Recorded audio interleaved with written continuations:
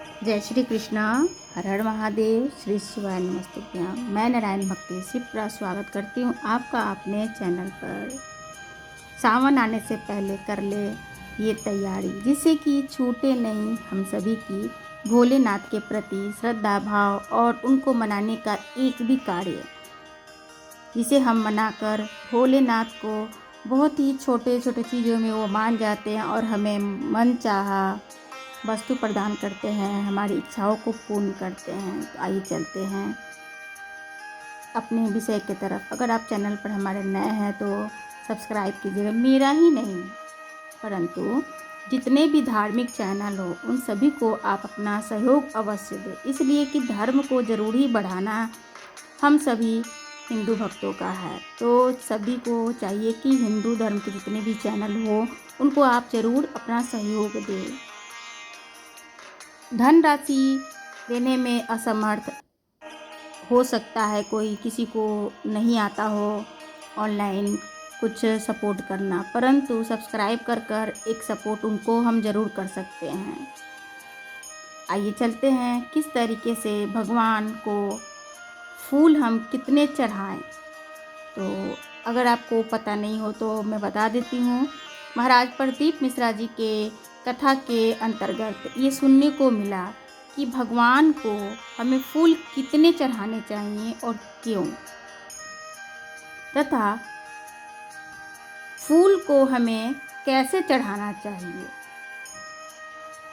Topic number 3, Vishnukanta फूल जब हम चढ़ाते हैं शिव को अथवा माता दुर्गा को, नारायण को, तो उनसे किस प्रकार की हमें सुख का अनुभव मिलता है तथा क्या क्या चीज़ उनसे प्राप्त होते हैं। विष्णुकांता फूल को हम सभी साधारण भाषा में अपराजिता के फूल के नाम से जानते हैं, जो कि ये 2 रंगों में देखने को मिलती हैं। बारिश के दिनों में बहुत ही जल्दी उग जाते हैं, इनके बीज से सबसे ज़्यादा जल्दी उगते हैं। अपराजिता अपने नाम में ही इस फूल को चढ़ाने से निश्चित ही रूप से विजय की प्राप्ति तो होती है, और भी इस फूल को विस्तार पूर्वक आगे वीडियो में हम जानेंगे।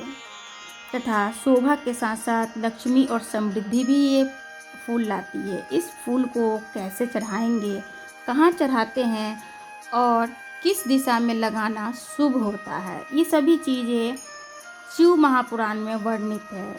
तथा पुष्प से रिलेटेड जो पुस्तक आती हैं धार्मिक ग्रंथ, उसमें भी लिखित है किस प्रकार से शमी का फूल फायदा दिलाता है हमें, तथा सावन में शमी को शिव को समर्पण कर किस तरीके से अपने घर की जितनी भी कमी है उन सबको पूरा कर सकते हैं। तो इन सभी चीज़ों को जानने के लिए वीडियो को आप लास्ट तक ज़रूर देखें।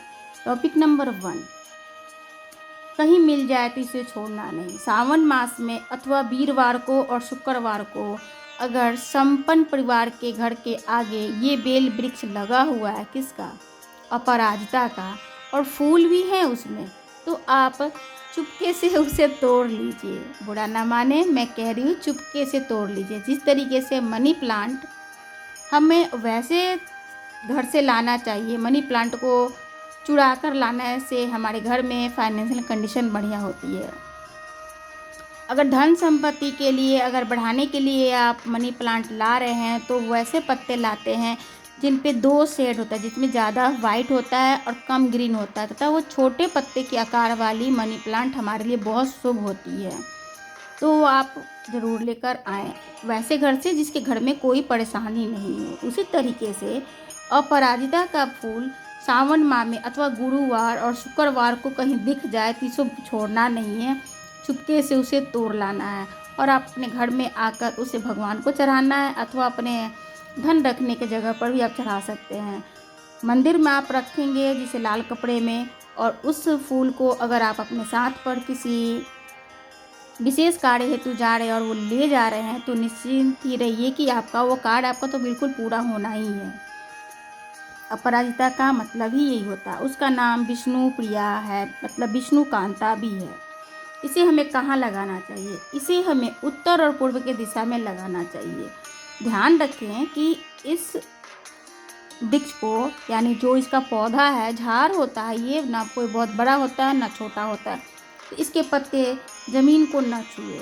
एक धागा में आप बांधकर कुछ इसको जितना, मतलब 5 फुट 7 फुट तक का ये पौधा होता है, तो इसे आप खड़े खड़े इसको रखें, ज़मीन में इसको ना फैलने दें, ना टच होने दें। तथा इसे गुरुवार और शुक्रवार को नारायण को और शिव को, माता दुर्गा को चढ़ाने से विशेष प्रकार के लाभ प्राप्त होते हैं।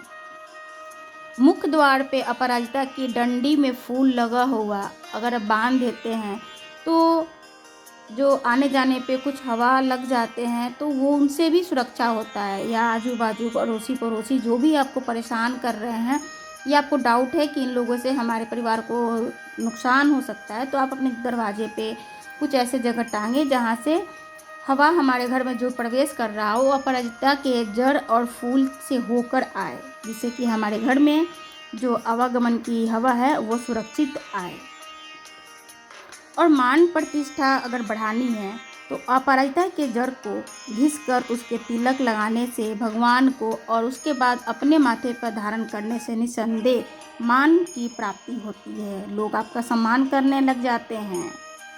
वैसे ही जिस तरीके से अगर तंगी चल रहा है तो ये अपराजिता के 5 फूल बहते हुए पानी में बहाने से आपके संकट भी बह जाते हैं और आगमन के रास्ते खुलने लग जाते हैं। ये तो था अपराजिता का, जो कि सावन माह में आप खूब चढ़ाइए भोलेनाथ को और तैयार कर लीजिए कि हाँ भाई हमें ये चढ़ाना है। और बेलपत्र का भी आप भस्म चढ़ाइए भोलेनाथ को, त्रिकोण लगाइए, एक बेल फल लाइए जिसके गूदे को निकाल कर उसको सुखा के उसको जला दीजिए और उसको राख को छान कर एक डिब्बे में भर लीजिए और आप चढ़ाइएगा। आपको बहुत ही जल्दी उसे भोलेनाथ की कृपा से लाभ मिलना चालू हो जाएगा। समी का फूल और समी पत्र, प्रदीप मिश्रा जी यानी परम पूज्य गुरु जी बताते हैं कि इसे अगर शहद में मिलाकर अपनी मनोकामना कहते हुए शिवलिंग पर अगर चिपका देते हैं तो निस्संदेह हमारी मनोकामना बहुत ही जल्दी पूर्ण हो जाती है। उसी तरीके से बेलपत्र भी हमें बीच वाले भाग पर शहद लगाकर शिवलिंग पर चिपका देने से हमारी आर्थिक स्थिति भी दूर होती है तथा कई प्रकार के मनोकामनाएं और सिद्धि भी मिलने लगती हैं। तो समी का फूल हमें यानी पौधा कब लगाना चाहिए? समी का पौधा हमें घर पर शनिवार के दिन लाकर लगाना चाहिए, अथवा आप दशहरे का इंतज़ार करें। जब दशहरा आए, नवरात्र के दोनों दशहरे में, अब दशहरे पे आप इसे ज़रूर लगाएं। समी के पौधे को तुलसी के पौधे की तरह ही उसे सींचना पड़ता है तथा शनिवार को दीपदान भी शनिवार के दिन करना पड़ता है। आशा करते हैं कि आपको छोटी सी जानकारी बहुत अच्छी लगी हुई होगी। अगर अच्छी लगी हुई हो तो आप चैनल को ज़रूर सब्सक्राइब करें और कमेंट में हर हर महादेव ज़रूर लिखें। भगवान को फूल कितने चढ़ाने चाहिए? तो भगवान को फूल हमें 4 चढ़ाने चाहिए, बचपन, जवानी, अधेड़ और बुढ़ापा। और फूल का मुख किस ओर होनी चाहिए? तो फूल का मुख भगवान की तरफ होनी चाहिए और उसकी डंडी हमारी तरफ होनी चाहिए, तब उस फूल को चढ़ाने की जो शुभता होगी उसे हमें प्राप्त होगी। अगर भगवान को कांटे ही अर्पण करेंगे तो हमें कांटे ही मिलेंगे। तो भगवान को आप फूल अर्पण करें और उससे अपने जीवन में सुख समृद्धि का अनुभव करें। तो फिर मिलते हैं एक नए विषय के साथ। अगर आपका कोई सुझाव हो और कमेंट हो, अगर चाह हो तो आप कमेंट करें, मैं उसके ऊपर वीडियो बताऊंगी आपको। महाराज जी के बताए हुए उपायों को आप तक ज़रूर पहुंचाऊंगी। महाराज जी के बताए गए वीडियो जो आपको स्क्रीन पर दिख रहे हैं, आप उस पर भी विजिट करें।